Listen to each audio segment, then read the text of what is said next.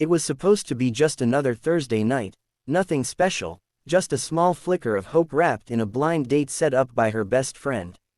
But the moment Claire opened the door, her heart stopped. The man standing before her, tall, rugged, with gentle eyes that held more sorrow than smile, leaned in just enough to whisper words that turned her blood cold. "My kids are in the car."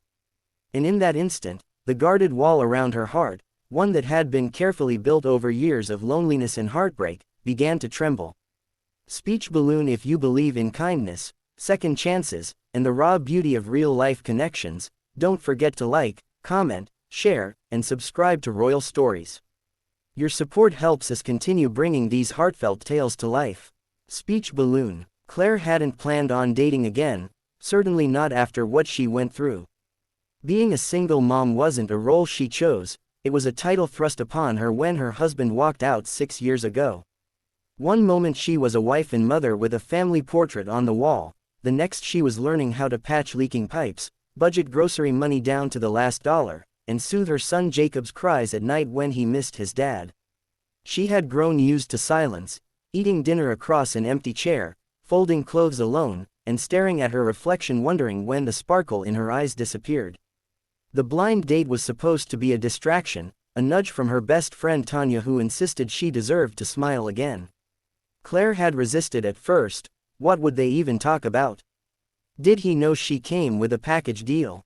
Did he understand that her idea of a good night was macaroni and cheese and watching cartoons with Jacob until he fell asleep in her lap? Still, she agreed. Just dinner. Just one evening. Just maybe a step towards something new.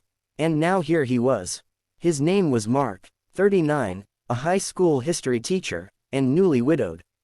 When he whispered that his kids were in the car, Claire's world tilted slightly. Not out of fear, but out of recognition. In those few words, she heard the weight he carried. The fear of rejection, the vulnerability of introducing his broken world to someone else's. She invited him in, heart pounding, unsure of what to say, but knowing deep down she had already said yes, not just to him, but to the possibility of understanding. He stepped inside hesitantly, explaining that he hadn't meant to bring them, but the babysitter canceled last minute. He'd been ready to call off the date, but something told him not to, something told him to try. Claire looked out the window and saw two small faces in the back seat of a worn-out minivan, a girl no older than 6, hugging a stuffed giraffe, and a boy who looked slightly older, kicking his legs and staring at the dashboard. She offered them inside. Mark looked surprised. "Are you sure?" he asked quietly, as if still learning how to speak in this new world of grief. Claire simply nodded and walked toward the door, her hand reaching for their car door before she could change her mind. The night that was supposed to be about two adults awkwardly sipping coffee and making small talk turned into something entirely different. 4 kids, 2 tired hearts, and a kitchen filled with laughter that hadn't been heard in her home in a long time. They ordered pizza and ate on the living room floor, paper plates stacked high, juice boxes passed around like party favors. Claire watched as Jacob showed Mark's son, Liam, his toy trains, and how Ellie, the little girl with the giraffe, curled up beside her, head on Claire's shoulder, as if she had known her all her life. Mark sat across the room, watching them with misty eyes. He looked both amazed and terrified, like someone stumbling upon a treasure chest and unsure if he deserved to open it.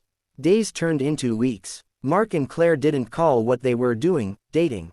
They were two people navigating the ruins of the lives they thought they'd have, trying to make sense of the ones they were left with.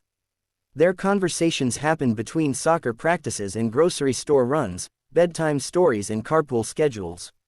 It wasn't glamorous. It wasn't perfect, but it was real. They talked about grief, his, raw and recent. About guilt, hers, buried under every smile she gave Jacob that wasn't shared with his father. They talked about dreams they'd buried and the ones they were scared to resurrect. Slowly, the cracks in their hearts began to let light in.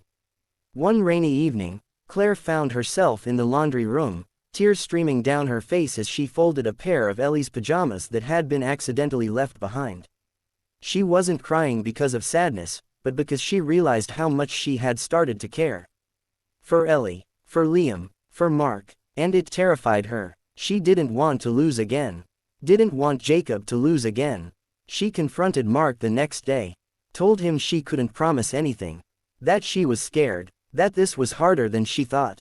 He listened, quietly, then gently took her hand. I'm scared too, he whispered. But maybe that means we're doing it right.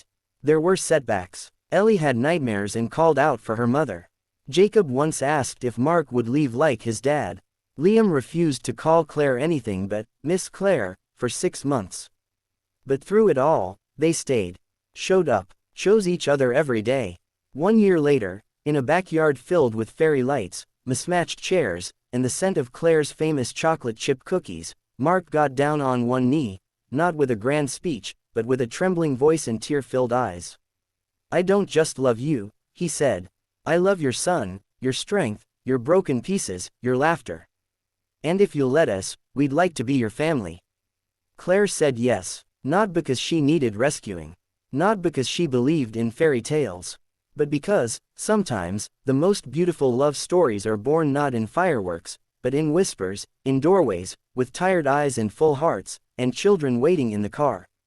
Glowing star, if this story touched your heart, please like, share, and comment below. Subscribe to Royal Stories for more real-life journeys of love, resilience, and hope. Your support brings these voices to life. Glowing star. Memo special request. Tell us in the comments, do you believe that broken people can build something whole together? We read every message, and your words truly matter.